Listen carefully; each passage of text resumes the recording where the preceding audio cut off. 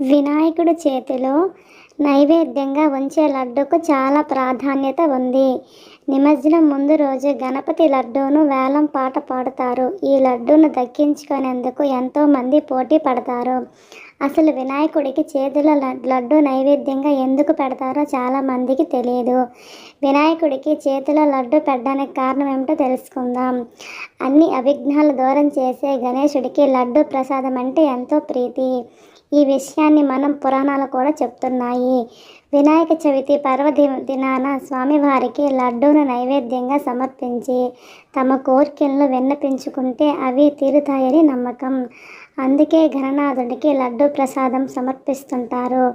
ఇలా ఏలం పాడిన నైవేద్యాన్ని, లడ్డు ప్రసాదాన్ని మన బంధువులకు, మన ఊర్లో వారందరికీ పంచిపెట్టడం వల్ల మన ఇంటికి మంచి జరుగుతుందని వేద పురాణాలు, వేద పండితులు చెప్తున్నారు.